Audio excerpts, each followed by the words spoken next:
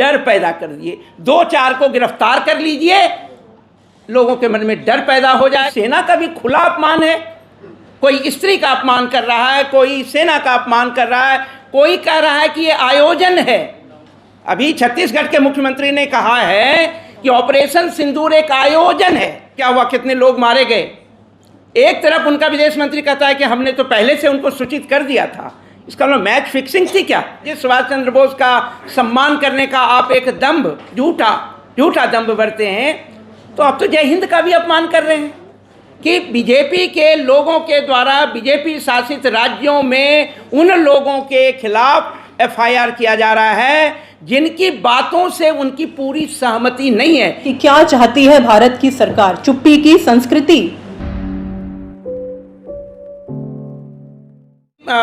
Doctor Ali Khan Mahmudabad ने जो लिखा है उसको पढ़िए तो पता नहीं लगता है कि ये दिवालियापन है यहाँ के लोगों की, कि उन्हें इसमें भी राष्ट्र विरोधी या बहुत सारे समुदायों के बीच में बेमनस्यता, स्त्री विरोधी, पता नहीं कहाँ से वो ऐसी समझ पैदा कर रहे हैं। लेकिन फिर मुझे लगा ये समझ उन्होंने पैदा नहीं की है, उन्होंने समझ बना करके समाज में एक प्रकार से ऐसा असंतुलन चाहते हैं ताकि, और ये पूरी तरह से एक सत्ता की राजनीति है, इस बात से कतई आप इनकार नहीं कीजिएगा, क्योंकि ये सत्ता में पहुँचे ही वैसे हैं। एक और बात उसमें बड़ा इम्पॉर्टेंट है, आप उनके आर्टिकल को देखिए तो लास्ट में जय हिंद लिखा हुआ है।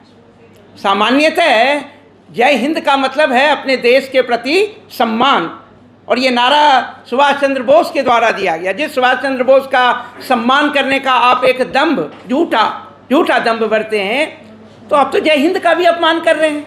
जो बातें लिखी हैं उन्होंने उसका भी अपमान कर रहे हैं। बहुत सारी बातें आ गई हैं कि आइडिया ऑफ इंडिया और सारी बातें उसमें हैं, और भारत और पाकिस्तान के राष्ट्र के विषय में, पाकिस्तान के जन्म के संबंध पर जो सवाल उठाए हैं वो सारी बातें हैं उसमें। तो मुझे लगता है कि ये बातें समझने की ज़रूरत है। लेकिन मैं कुछ और कहना चाहता हूँ, आप इस बात का अध्ययन करें, ये FIR करने वाले लोग होते कौन हैं? जैसे यहाँ कुछ कहा जाए और हमारे किसी साथी के खिलाफ एक FIR दर्ज हो जाए, फिर वो पता कीजिए कि ये हैं कौन, पता चलो तो बीजेपी के लोग हैं। अगर बीजेपी के लोग ही सब जगह FIR कर रहे हैं, एक और पैटर्न को देखना बहुत ज़रूरी है। किन राज्यों में FIR हो रहे हैं? वो तो बीजेपी के शासित राज्य हैं। इसका मतलब क्या होता है कि बीजेपी के लोगों के द्वारा बीजेपी शासित राज्यों में उन लोगों के खिलाफ FIR किया जा रहा है जिनकी बातों से उनकी पूरी सहमति नहीं है, या जिनकी बातें प्रशंसा करते करते उनकी नग्नता को भी सामने रख देता है। तारीफ की है डॉक्टर अली खान ने जो है उसमें, लेकिन उन्होंने उसके नंगेपन को भी दिखाने की कोशिश की कि आपने भारतीय समाज को कहाँ पहुँचा दिया। तो ये बर्दाश्त के जो है वो बर्दाश्त के काबिल नहीं है, ये नहीं स्वीकार्य।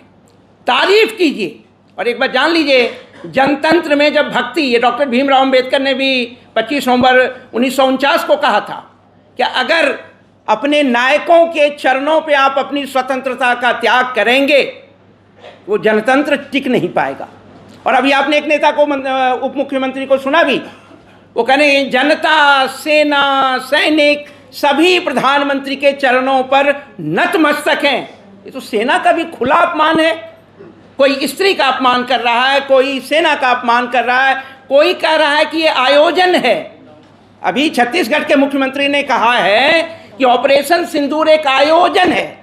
अब कल्पना कीजिए, सेना लड़ती है, आम जन का जीवन जो है सीमावर्ती राज्यों में क्या हुआ, कितने लोग मारे गए। एक तरफ उनका विदेश मंत्री कहता है कि हमने तो पहले से उनको सूचित कर दिया था। इसका मतलब मैच फिक्सिंग थी क्या? ये सारे सवाल कौन पूछेगा? इस देश के नागरिक नहीं पूछेंगे तो कौन पूछेगा? हमने सिटीजन्स फॉर डेमोक्रेसी के तरफ से इनसे ज़्यादा स्ट्रॉन्ग सवाल पूछे हैं, और उस स्टेटमेंट में ये भी कहा है कि ऑपरेशन सिंदूर, आपने ऑपरेशन सिंदूर नाम क्यों रखा, इस पर भी सवाल उठाया। तो सवाल है कि ये, उसमें तो ढेर सारे सवाल हैं। इन्होंने बहुत साधारण बातें की, लेकिन एक बात जो फिर उठेगा कि सामान्यतः कार्रवाई किसके खिलाफ हो रही है? मुसलमानों के खिलाफ, अल्पसंख्यकों के खिलाफ। हाँ, ये मत समझिए कि ये मुसलमानों के खिलाफ जो चल रहा है वो मुसलमानों तक सीमित रहेगा। जहां से भी विरोध और असहमति की आवाज़ आएगी इन फांसीवादी ताकतों के खिलाफ, वो उनको जो है झूठे FIR करके गिरफ्तार करने की कोशिश करेंगे। और चूंकि न्यायपालिका से जो उम्मीद है वो उम्मीद भी पूरी नहीं हो रही है। देश के संविधान को बचाने की जिम्मेदारी न्यायपालिका की है। न्यायपालिका को कस्टोडियन कहा गया है, उनकी जिम्मेदारी है। कई बार वो भी चूक रहे हैं, तो इसलिए बहुत दुखद स्थिति है। बल्कि मैं कहूँगा कि हम यहाँ अली खान के पक्ष में तो हैं ही, लेकिन प्रत्येक उस नागरिक के उस अभिव्यक्ति की स्वतंत्रता के पक्ष में आए हैं खड़े होने, जो हिंदुस्तान के डेमोक्रेसी में सरकार से सवाल करता है, उसकी अकाउंटेबिलिटी की बात करता है। और हम इस मंच से भी ये बात करते हैं कि इस देश के प्रत्येक नागरिक को, वो अली खान हो या कोई भी हो, देश की सरकार से सवाल करने का हक है। ये संविधान के द्वारा दिया गया हक है और इसीलिए हम सबको अपने इस अधिकार की भी रक्षा करनी है। अली खान जैसे नागरिकों के इस अधिकार के लिए भी लड़ना है और उम्मीद है न्यायपालिका संविधान के अनुरूप अपने कर्तव्यों का पालन करेगी। लेकिन सवाल सिर्फ अली खान का नहीं है, ऐसे किसी भी नागरिक को जिनके खिलाफ पुलिस के द्वारा, और एक देखिए धीरे धीरे पुलिस को सांप्रदायिक बनाया गया है, पुलिस को जो है धीरे धीरे प्रतिबद्ध पुलिस बनाया जा रहा है, कमिटेड। अभी हम एक प्रोग्राम कर रहे थे 10-15 लोग इकट्ठे होकर के, और वो पुलिस 25-30 आ गई और वो पूछने लगे नहीं आप यहाँ कैसे प्रोग्राम कर रहे हैं। मैंने कहा भाई हम तो यहाँ बातचीत करने के लिए इकट्ठे हुए हैं, करेंगे। तो सवाल है कि उनको, हमें ऊपर से आदेश है, ये ऊपर से आदेश देने वाले कौन है भाई? तो इसलिए इन सारे सवालों का जो है वो जवाब, और सवाल तो पूछना ही होगा। जिस दिन आपने सवाल पूछना छोड़ दिया उस दिन जनतंत्र खत्म हो जाएगा। और आप जानते हैं जनतंत्र को खत्म करने की कोशिश क्या होती है फांसीवादी ताकतों के द्वारा, कि आप लोगों के मन में डर पैदा कर दिए। 2-4 को गिरफ्तार कर लीजिए, लोगों के मन में डर पैदा हो जाएगा, और डर पैदा हो जाएगा तो फिर लोग सवाल करना बंद कर देंगे। तो मैं तो इतना ही चाहूँगा कि इस देश का नागरिक इन्फॉर्म्ड सिटीजन बने और उसके बाद एक्टिव सिटीजन बने। सक्रिय नागरिक की ज़रूरत है, तभी देश का जनतंत्र भी बचेगा और अली खान जैसे अपने, चाहे वो शिक्षक हों चाहे नागरिक हों, हम उनकी रक्षा कर पाएंगे। In solidarity with professor Ali Khan Mahmudabad, सबसे पहले मैं भारत के संविधान की प्रस्तावना के कुछ शब्द याद दिलाना चाहूँगी, जो शुरू होते हैं कि भारत को एक संपूर्ण प्रभुत्व संपन्न समाजवादी पंथ निरपेक्ष लोकतंत्रात्मक गणराज्य के रूप में उसकी प्रस्तावना की गई, और इस संविधान को हमने आत्मार्पित किया है, खुद को दिया है। हम भारत के लोगों ने संविधान को खुद को दिया है। तो स्ट्रगल किसकी है, लड़ाई किसकी है? लोग सबसे महत्वपूर्ण हैं, व्यक्ति और नागरिक सबसे महत्वपूर्ण है। हम कहना चाहते हैं इस मंच से कि पावर और ट्रुथ के बीच जो विवाद इस घटना से हमें नज़र आया है, वो आज इस देश के कैरेक्टर को डिफाइन करता है। हम ये भी कहना चाहते हैं कि क्या डिफैक्टो कुछ एक प्रकार की मंशाओं से ग्रसित लोग भारत की उस मेजॉरिटी को गवर्न करना चाहते हैं जो मेजॉरिटी माइनॉरिटीज से बनती है, दलितों से बनती है, पिछड़ों से बनती है, अति पिछड़ों से बनती है, महिलाओं से बनती है, बच्चों से बनती है। और ये जो घटना हुई है, हम ये पुरजोर कहना चाहते हैं कि ये घटना उस पैटर्न का हिस्सा है जिस पैटर्न को आज हम सभी समझ चुके हैं। वो पैटर्न हमारे लिए नया नहीं है। तो अब हम इस बात की गुहार नहीं लगा सकते कि इस प्रकार की घटनाएं हो रही हैं और अब समय आ गया है खड़े होया जाए। पैटर्न हमें समझ आ चुका है। हम ये जानते हैं कि किस प्रकार एक मुस्लिम नागरिक को इस देश में दोहरम दर्जे का नागरिक माना जा रहा है। और देश का जो विभाजन है वो इमोशनल विभाजन है, और उस इमोशनल विभाजन के अगेंस्ट आज हम यहाँ से इस मंच से एक विनती करते हैं अपने नागरिकों से कि वो विभाजन अपने मन में ना होने दें।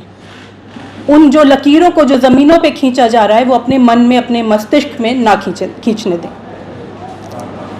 एक अफसुर्दगी का माहौल है।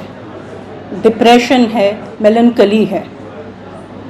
और प्रोफेसर अली खान की जो अरेस्ट है, अनलॉफुल अरेस्ट है, उससे वो मेलनकली को और ज़्यादा हमारे सामने, हमारे मन में घुसा देना चाहते हैं, लेकिन हम इसके अगेंस्ट हैं। एकेडमिक फ्रीडम इंडेक्स में भारत का संख्या 156 है, 176 कंट्रीज़ के बीच में से। हम यहाँ से एक सवाल पूछना चाहते हैं कि लड़ाई पावर के नेगोशिएशन की है सिटीज़न और स्टेट के बीच में। आज आपने वो लड़ाई बना दी है। मुसलमान नागरिक स्टेट की पावर नेगोशिएशन, स्टेट के साथ पावर नेगोशिएशन नहीं कर पा रहा है। और वो कौन सा नागरिक है? वो वह इंटेलेक्चुअल है जो यूनिवर्सिटी में पढ़ाता है, और यूनिवर्सिटी के टीचर की, यूनिवर्सिटी के फैकल्टी की कोई जात नहीं होती है, कोई धर्म नहीं होता है। वो उन बच्चों को पढ़ाते हैं, उस भावी पीढ़ी को पढ़ाते हैं जिनमें भारत के संविधान द्वारा दी गई इन सारी वैल्यूज़ को हम डेवलप कर सकें। लेकिन ये बहुत अनफॉर्चुनेट है कि देश की सरकार पिछले एक डेकेड से भारतीय यूनिवर्सिटीज़ को, विश्वविद्यालयों को एक ऐसा मैदान बना देना चाहती है जहां पर सांप्रदायिकता फले फूले और रैशनल विचारों को एक साइड और मार्जिन्स में भेज दिया जाए। राइट, जस्टिस और पीस की गुहार डोमेस्टिक कॉन्फ्लिक्ट्स में नज़र आ रही है। एक्सटर्नल कॉन्फ्लिक्ट्स तो बहाना है। हमारे एक्सटर्नल कॉन्फ्लिक्ट्स के ज़रिए आप डोमेस्टिक कॉन्फ्लिक्ट को ज़िंदा रखना चाहते हैं, और उस कॉन्फ्लिक्ट को जिसका निर्माण आप स्वयं करते हैं। और वो कौन करता है? भारतीय राष्ट्र, या भारत जो एक राष्ट्र है, वो भारत की सरकार नहीं है। और ये बात आज हम इस मंच से कहना चाहते हैं कि ये लड़ाई देश की उस मेजॉरिटी की, भारत की सरकार के साथ है जो उस मेजॉरिटी को दबाना चाहती है। हम यहाँ से कह देना चाहते हैं कि देश हमारा है, अली खान जैसे हर टीचर का है, हर नागरिक का है। हम यहाँ से गुहार करना चाहते हैं हमारे सुप्रीम कोर्ट से कि वो हमें रिलीफ दें, रिहा करें, और क्वैश की जाएं इस प्रकार की FIRs जो हमारे नागरिकों को आज उन्हीं के अधिकारों से, और वो अधिकार जो उस संविधान ने दिए जिन्होंने उसे खुद आत्मार्पित किया है 1947 में, 1949 में। ये बहुत एक खेद की बात है। मैं ये, हम इस मंच से जो एक सॉलिडारिटी को यहाँ पर रिप्रेजेंट करने आए हैं, उसमें एक बहुत इम्पॉर्टेंट बात मैं ये कहना चाहती हूँ कि संस्थाओं का जो पतन भारत सरकार ने किया है, जिसमें विमेंस कमीशन का रोल इस बार हमने देखा, वो बहुत अनफॉर्चुनेट है। और इस तरह के पतन से जो बाहर निकल के आता है, जो सामने हमारे सामने एक्सपोज होता है, वो ये है कि हम अपने ही नागरिकों को अपने ही नागरिकों के खिलाफ लड़ाने के लिए इस्तेमाल कर रहे हैं। उनको ऐसा एजेंट बना रहे हैं जिन एजेंट्स के अंदर किसी भी प्रकार की चेतना नहीं है। और इस चेतना को जगाने का काम विश्वविद्यालय करते हैं, जिसको सिस्टमैटिकली करिकुलर फ्रीडम को ख़त्म करके, क्लासरूम की फ्रीडम को ख़त्म करके, टीचर्स क्लासरूम में क्या पढ़ाएंगे उस कंटेंट पर जोर डालकर ये एक प्रकार के मानसिकता से उस चेतना को ख़त्म कर देना चाहते हैं, ताकि हमारे विश्वविद्यालयों में हमारे स्टूडेंट्स, हमारे टीचर्स वो हक की, उस पीस की, उस जस्टिस की बात ना कर सके जो भारत स्टेट से हमें करनी चाहिए। एक बात और हम कहना चाहते हैं कि क्या चाहती है भारत की सरकार? चुप्पी की संस्कृति? नहीं, हमें चुप्पी की संस्कृति मंजूर नहीं है, क्योंकि हमारी विरासत नहीं है। विरासत वाद विवाद की है। प्रश्न तो अर्जुन ने भी कृष्ण से पूछे थे। तो अगर 1000 साल पुरानी गीता आज सार्थक है, तो उसी के ज्ञान से हम आज ये गवाही देते हैं कि हम अपनी इस सरकार से और आने वाली सभी सरकारों से प्रश्न पूछेंगे, और हम अली खान जैसे नागरिकों के साथ उनके हक और जस्टिस के लिए खड़े रहेंगे।